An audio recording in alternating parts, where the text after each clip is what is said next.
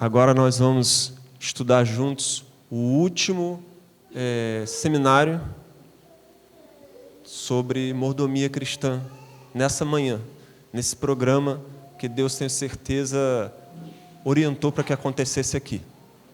E eu quero convidar você a orar, né? Já que vamos falar da Bíblia, vamos falar de alguns conceitos importantes para nós, eu quero convidar você a fechar seus olhos para falarmos com Deus. Senhor, nosso grande Deus, Deus poderoso, Deus de amor e misericórdia, que o Senhor possa, nesse momento, que o Senhor faça nesse momento, em o nome de Jesus, em nós uma transformação, Senhor.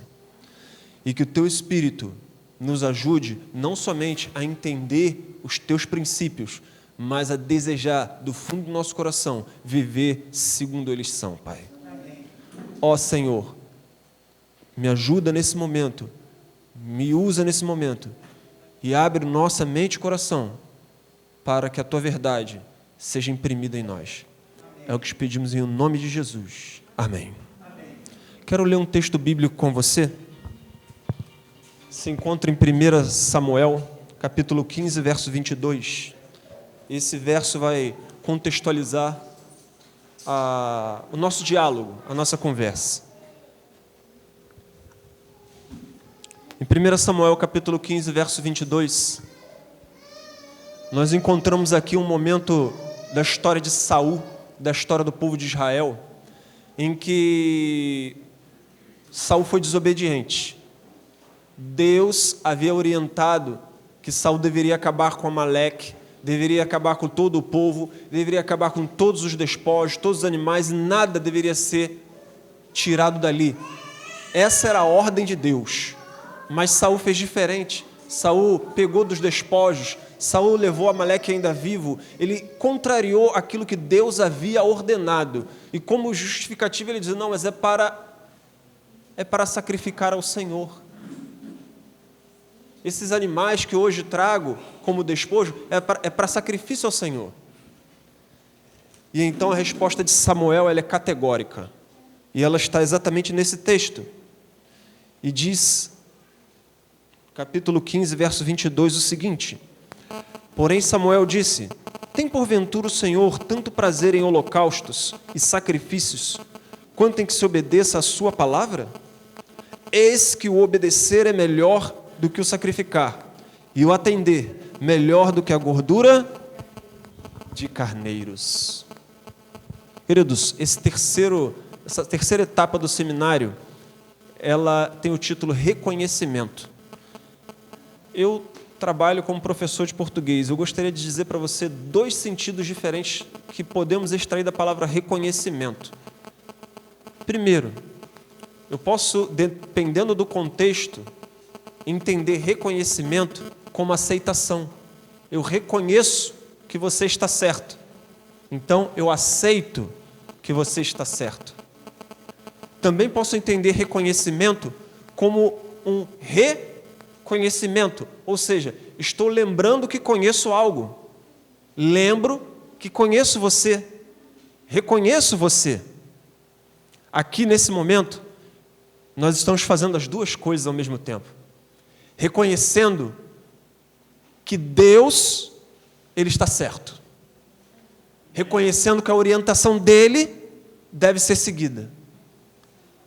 E, ao mesmo tempo, nosso coração precisa estar aberto, porque nós aceitamos essa verdade. Reconhecer a Deus, reconhecer que Ele está certo, tem a ver com adoração. E quando falamos em adoração, queridos, podemos separar ou distinguir duas questões fundamentais. A primeira, a quem estamos adorando? E ao lembrar dos mandamentos, o primeiro deles qual é? Não terás outros deuses diante de mim. E o segundo, que é complementar já ao primeiro, não farás para ti imagem de escultura. A quem você está adorando? É uma grande questão. Jesus, certa vez, ao falar sobre o assunto dinheiro. O Valmir falou que foi um dos assuntos que Jesus mais falou, o assunto mais falado por Jesus. Em certa ocasião, a quem você está adorando? A Deus ou a Mamon? Não podeis ter dois senhores. Ou é a Deus ou as riquezas. A quem você está adorando? E a segunda grande questão, quando nós falamos de adoração, é como estamos adorando? Será que a adoração ela pode ser feita de qualquer jeito? Será que a adoração ela pode ser feita à nossa maneira? Ou Deus tem uma forma com a qual Ele quer ser adorado? Olha, queridos, eu vou dizer para você, vou deixar minha Bíblia aqui, ela é um pouquinho pesada. Desde o começo da história, o que Deus mais quis em relação a todos os seres criados foi ter um relacionamento íntimo. O maior desejo de Deus foi se relacionar de maneira íntima, de maneira amorosa, de maneira pessoal com cada ser criado. E o que estabelecia esse relacionamento era a obediência e a adoração. Deus fez tudo e continua fazendo tudo por nós. A nossa resposta é adoração e obediência. Devido à desobediência e a um desejo de adoração própria, Lúcifer saiu do céu.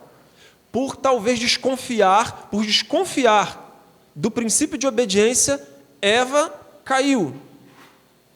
Por não confiar plenamente nas promessas de Deus, por desobediência, Adão caiu. E desde então, desde Gênesis a Apocalipse, a grande questão do grande conflito qual é? Adoração. Quem você está adorando? E como você está adorando? Caim e Abel é um exemplo do conflito entre como adorar. Nós temos também,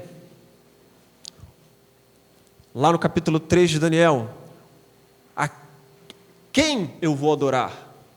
E sabe, o exemplo daqueles jovens hebreus que estavam diante da fornalha é um exemplo que, para mim, ele é muito poderoso. Eu gosto muito de um verso do capítulo 3, na verdade são 2 versos, se não me engano é o verso 18 e 19, em que eles respondem a Nabucodonosor de maneira firme, inflexível. Fica sabendo, ó rei, que se o nosso Deus, Ele quiser nos livrar, Ele nos livrará. Mas fica sabendo também que se Ele não nos livrar, não nos dobraremos diante dessa estátua. Que glória, querido, que bênção. É independente das consequências, independente das circunstâncias, você decidir ser fiel. E a grande questão para nós hoje, dentro desse princípio de mordomia e educação financeira, é saber, será que Deus, nesse contexto em que estamos estudando hoje, Ele tem uma forma correta como adorar? Ele estabelece um método, uma maneira como adorar? Sim, queridos. Deus, Ele mostra como nós devemos adorar quando o assunto é vida financeira. E eu vou até me corrigir agora, peço desculpa a você, esse negócio de vida financeira não existe. Não existe esse negócio de vida espiritual, não existe esse negócio de vida familiar. Nós temos uma vida, ela não é compartimentada, ela não é cheia de sessões, tudo é espiritual na nossa vida. Quando eu estou na minha família, eu tenho que ter Deus lá presente comigo. Quando eu abro para fazer o meu orçamento, Deus tem que ser uma prioridade. Não existe esse negócio de vida espiritual, tudo na minha vida tem que ter Deus como prioridade.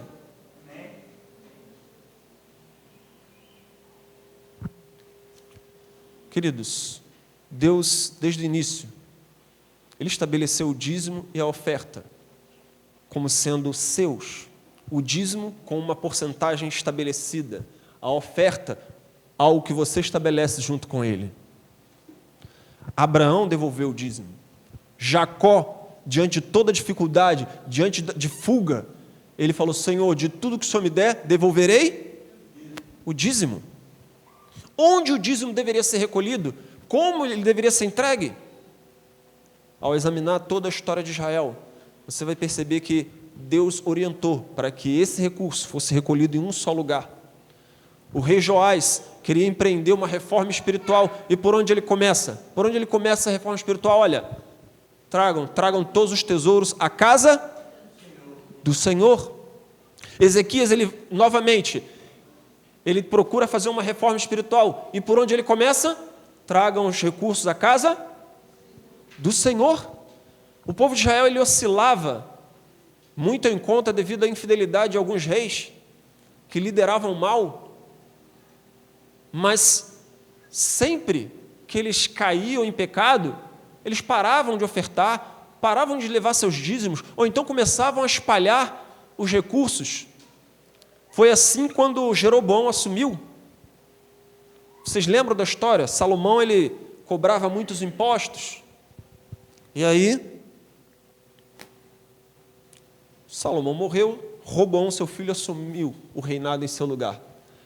Mas o povo pediu: alivia um pouco, estamos já sufocados com tantos impostos.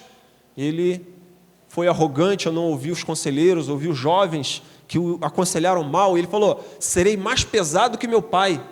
E aí o reino se dividiu em dois, Jeroboão assumiu uma parte do reinado do norte, e aí Jeroboão o que faz? Coloca 2 bezerros, e ele fala: esses aqui são os seus deuses, e aí a oferta passa a ficar dividida, o dízimo passa a estar dividido. Não é plano de Deus que isso aconteça. Por isso que entre outras coisas, por isso que Jeroboão é tomado como um exemplo de infidelidade na Bíblia. Você pode ver em vários trechos da história de Israel, quando se fala: esse andou nos caminhos de Jeroboão, significa que ele foi um rei, foi um homem infiel ao Senhor. Pelo contrário, Joás, ele fala: traga os recursos. Ezequias, traga os recursos. Neemias, quando está reconstruindo a cidade de Jerusalém, ele fala: traga os tesouros à casa do Senhor. Um texto que nós já lemos diversas vezes hoje, em Malaquias, diz: trazei os dízimos à casa do tesouro. Em outras palavras, querido, o plano de Deus é que o recurso seja reunido em um lugar, para que ele seja administrado e redistribuído. Por que a igreja age assim? Por que a igreja adventista tem esse modelo? Primeiro, porque é bíblico. Precisamos reconhecer que o que está na Bíblia é bom para nós. Porque Deus só quer o melhor para nós. Essa é a verdade. Imagine, né, a igreja aqui está bonita agora, passou por um processo de obra. Agora, se a igreja diz: o pastor Daí está designado aqui para a igreja de Carapiá, vocês têm que pagar o salário do pastor Odaí. Já pensou que isso poderia ser um pouco complicado? Se cada igreja fosse pagar o salário de um pastor, talvez a igreja do Carapiá, como a de Santa Clara, não conseguissem. Eu tenho certeza que a igreja da Barra da Tijuca, onde tem muita gente que ganha muito recurso, tem salários altos, talvez pagasse o salário de 3, 4, 5 pastores. Não é isso? Estou falando alguma coisa que você discorde? Não, né? Mas o plano de Deus é diferente. Os recursos vão para um só lugar. E os pastores, eles são designados para cuidar de áreas. Como o pastor Daí falou, tem os anciãos para cuidar da igreja local e o pastor administrando uma região administrativa chamada distrito. Para que nenhum lugar fique sem um ministro para cuidar, para que o trabalho de Deus avance, para que a obra de Deus continue, para que a missão de levar o Evangelho, ela venha progredir. Amém. Esse é o objetivo da igreja, comissionada por Deus. E os pastores? Os pastores recebem para isso, exclusivamente para isso. É vedado aos pastores exercer outras atividades remuneradas enquanto exercem o ministério. Assim como os levitas recebiam exclusivamente para isso. Eles não tinham herança em terras, não. Exclusivamente para a obra do Senhor. São homens que recebem um chamado de Deus para cuidar das ovelhas do Senhor. Queridos, nós estamos aqui reunidos porque esse é o plano de Deus para a minha vida e para a sua vida. Nós estamos falando sobre esse assunto hoje e sem nenhum constrangimento, porque sabe, lá fora, o mundo, ele fica às vezes constrangido com algumas situações, porque é tanto exemplo de infidelidade com os recursos de Deus lá no mundo, tantas pessoas enriquecendo em nome do Evangelho, que às vezes as pessoas acham que não se deve falar sobre o assunto. Queridos, é por isso mesmo que devemos falar sobre esse assunto, porque Deus tem uma maneira certa como esse assunto deve ser abordado. Esse assunto deve ser abordado segundo a palavra de Deus. Você deve ser obediente ao Senhor, queridos. Não permita que as circunstâncias ao redor venham impedir a sua fidelidade, porque as promessas de Deus estão aí à nossa disposição. E pode ser que eu deixe de usufruir as bênçãos que Deus tem reservadas para mim, por causa da minha infidelidade. Hoje, o chamado de Deus, querido, é para que eu e você venhamos a reconhecer que Deus está dirigindo a sua igreja, que ela foi chamada para que, ao final da história dessa terra, o máximo de pessoas tenham aceitado o Evangelho. E a minha participação e a sua é decisiva. Decisiva não para que Jesus venha, porque, sabe, Ele vai vir, já foi falado isso, Ele vai vir independente de qualquer coisa. Mas a minha participação pode ser decisiva, talvez na vida de um vizinho que não conhece Jesus, na vida de uma pessoa que mora a quilômetros e quilômetros da minha casa e que eu nem conheço, mas devido ao meu dízimo e à minha oferta, o Evangelho chegou até ele. Hoje, querido, eu quero convidar você, fazer um apelo ao seu coração, para que na sua adoração você seja fiel. A igreja, querido, ela é conduzida de acordo com o que está na Bíblia. Deus tem planos para mim e para você. O testemunho que ouvimos do irmão João, as mensagens que ouvimos, até a lição que está em total harmonia com todo esse conceito, querido, vem somente reforçar a minha mente e a sua mente que Deus quer salvar e nós somos instrumentos de Deus para a salvação. Amém. A sua participação, querido, é muito importante. E digo mais, nós somos salvos pela graça, mas as obras são reflexo da graça de Deus na nossa vida. Amém.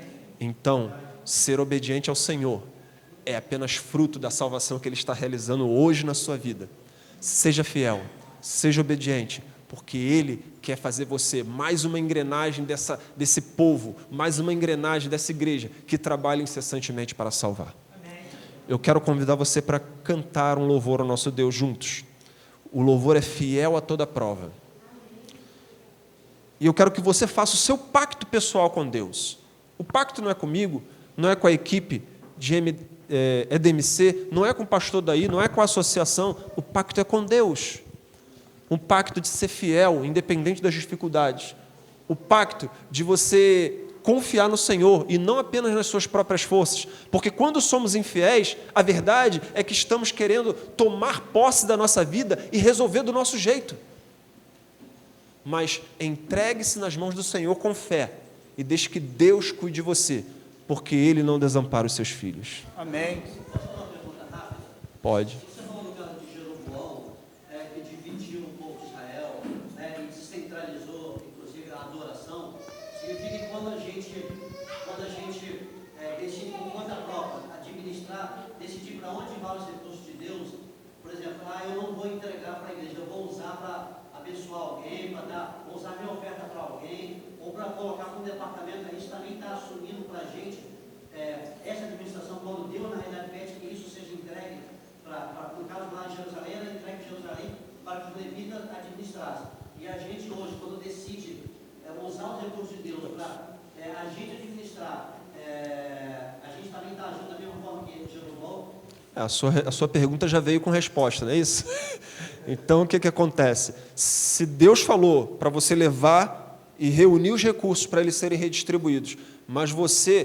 Por quê? Porque Deus, Ele quer orientar a igreja como usar os recursos, mas você não quer fazer com que o recurso chegue à igreja, você mesmo quer decidir, então você está fazendo...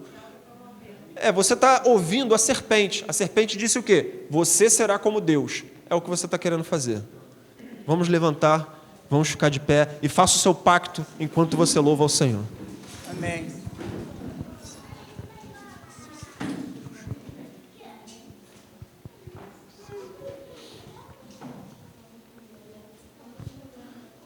Você vai passar por dificuldades. Ninguém está querendo te enganar por isso. E a decisão de ser fiel é uma decisão que é difícil muitas vezes. Não é isso, irmão João? Você passa pelo vale da sombra da morte, mas a promessa é que o Senhor estará contigo ali. Amém.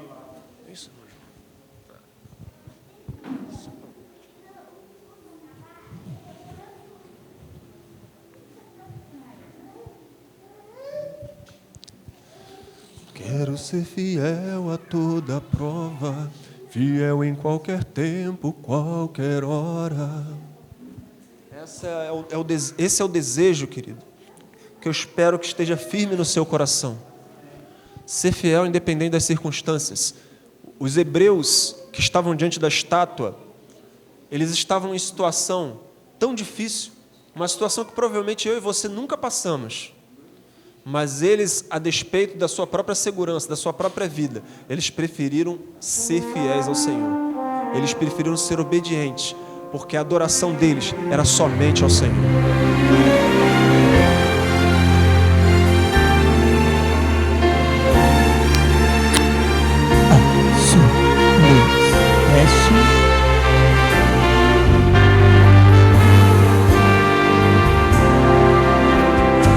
Paro pra pensar nos desafios deste meu viver.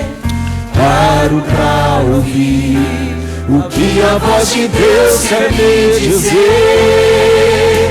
São tantas as pressões que tenho que enfrentar, mas bem acima delas sei que está meu Pai.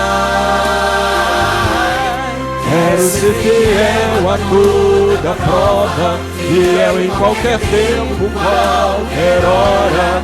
Quero ser fiel no que é pouco, para ser fiel no que é muito. Quero ser fiel a toda prova, não por uma mera obrigação, mas em resposta ao amor tão grande que um dia inundou o meu coração.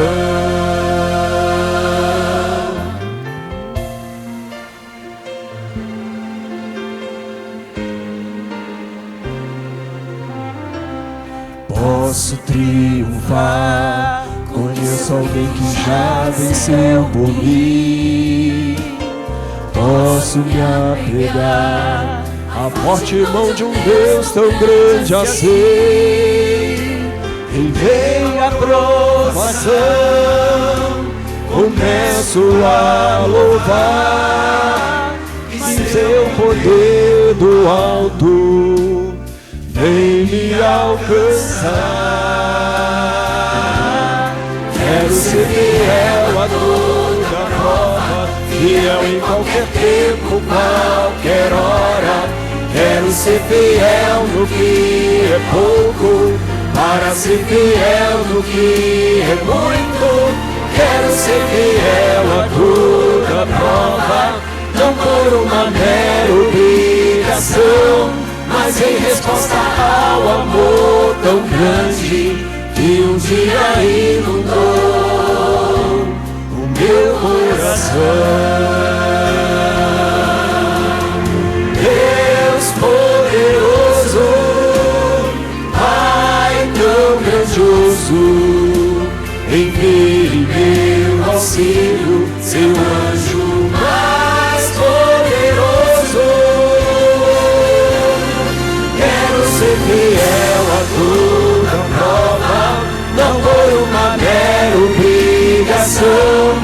Mas em resposta ao amor tão grande, ao amor tão grande, ao amor tão grande, que um dia inundou o meu coração.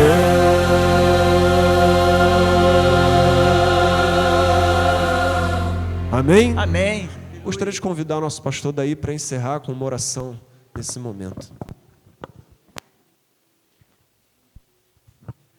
Antes da oração, gostaria de agradecer, a presença de todos. Temos alguns amigos que nos visitam, temos algumas famílias que eu nem conhecia, Não sei se vão congregar aqui com a gente, Tem algumas, são todos aí, nos enriqueceram a presença de vocês aqui conosco nesta manhã.